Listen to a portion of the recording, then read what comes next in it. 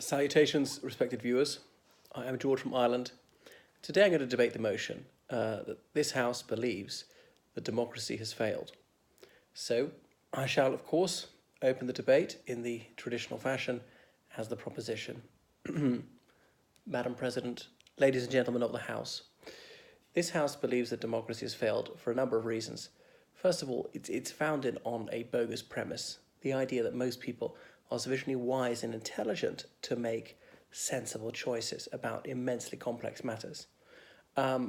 Second of all, it's meant to give us better outcomes. Actually, we can see that it's given us worse outcomes, and democracy has really become demagoguery. And third of all, the whole system of so-called democracy is not democratic at all, because it really is just a disguise for plutocracy. Well, let me go through these again, one by one.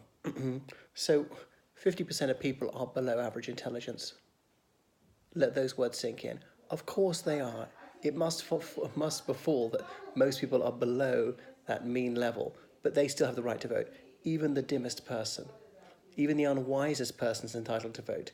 Now, those who are detained under the Mental Health Act, they are deprived of the right to vote, but they can actually be highly intelligent people, and in some ways would make better choices than people who are very, very dim, who don't watch the news. I remember donkeys years ago, being on a train passing through Brum, of all places, speaking to a man who I could tell was essentially subnormal, and he said he'd been in the prison. So though he was native British, his English was completely ungrammatical.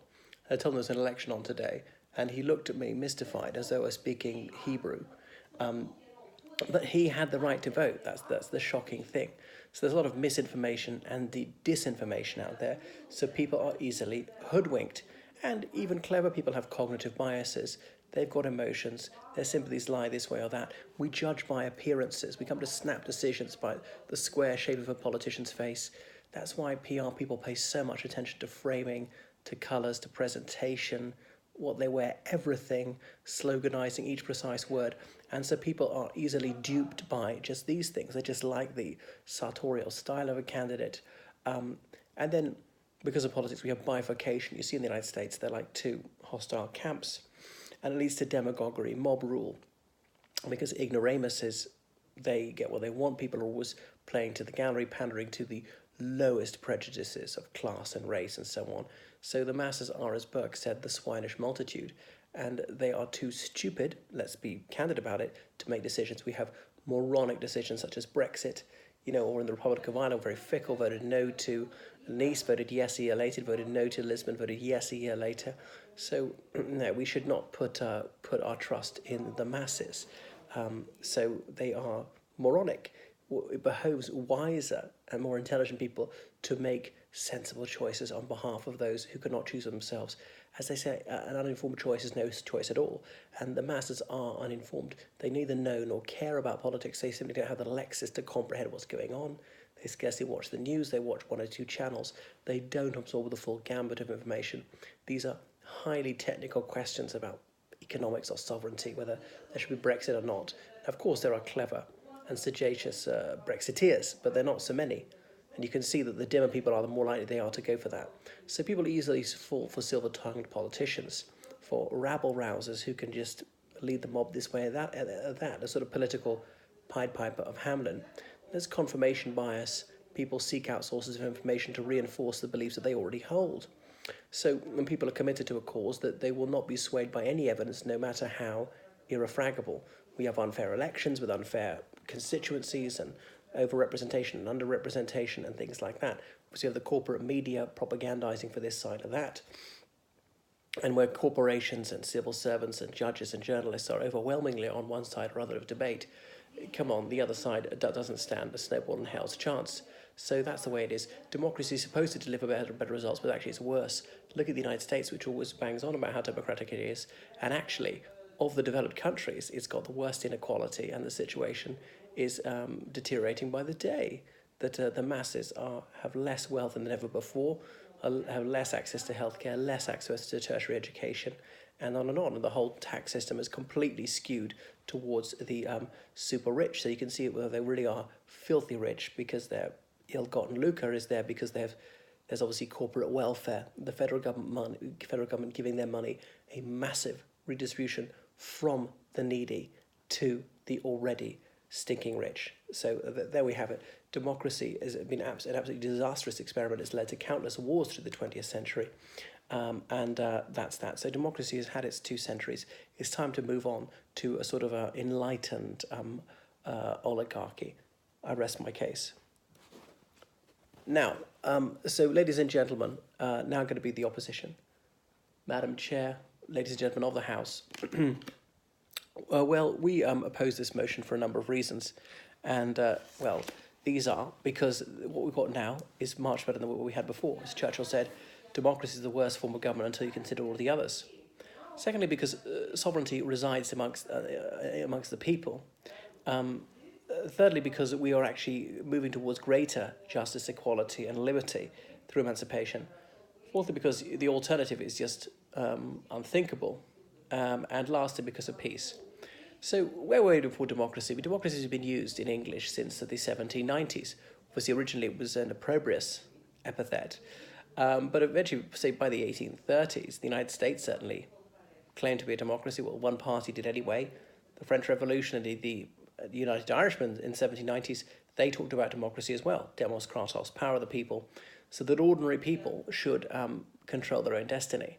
As I think it's the American Constitution saying that rightful government rests on the consent of the governed. And if we don't accept that, where are we? That has to be the wealthy, those with guns, them forcing things on the masses. It has to be ruled by brute force. So I wouldn't want that. I would want to have a democracy, consensus where we can. I don't pretend that we'd have a mindless Big Tent. Sometimes we're going to disagree, and therefore we can't get everyone on board. We're going to have to go with what the majority want. Vox populi, vox Dei. Of course, the populace change their mind from time to time. And it's just unworkable to do it any other way. No, I don't claim that we should have a plebiscite on every single decision, but those who make these decisions, who debate these issues, should have to submit themselves for a re-election every few years, because public opinion changes, policies are tried, sometimes they bear fruit, sometimes they are a failure, and we need to reflect on that, things like that, to reward successful government, to penalise unsuccessful government. I've lived in various authoritarian countries, and I've seen the trouble is, well, it's a bit like capitalism. Competition is good for the consumer. Where there is no opposition, where the government can't lose an election, there's really no incentive to sort it out, to be remotely honest, or to deliver for the people, because they can't lose office. They only need to line their own pockets. Now, I know there's an element of self-interest in politics everywhere, but in an undemocratic system, it's even worse, and there's no check on the abusive nature of the government. As Lord Acton said, power tends to corrupt, and absolute power tends to corrupt. Absolutely. So yes, there'll always be the temptation to do wrong. I can't remember which ancient Greek philosopher was who said, came up with this sort of parable of the invisible cloak. Well, you put on this gown and it renders you invisible. And if you had that, would you not be tempted to misuse this power, to steal from people, to do mischief, to exact vengeance on your foes and so on? And yes, almost everybody would succumb to that temptation. And he said that's why we mustn't have unlimited power for the government, because otherwise they will misuse it to benefit themselves and to exact revenge on those who've slighted them. So we must have the rule of the people. Now, it's true that some people are dim, but the dimmest people usually don't vote. You see that. Unfortunately, that often overlaps with the people on the lowest income. They could have compulsory voting like in Australia, though I would be opposed to that. You have the right to vote, you have the right not to vote. If you think there are no candidates worthwhile, don't vote. And I wouldn't even force people to the polling booths, even to spoil their paper. So, as Obama said, the history is an arc that bends towards justice. Yes, occasionally it goes backwards, but overall, the trend is progress. The emancipation of slaves, the emancipation of women, racial equality, no longer discriminating on the grounds of sexual orientation.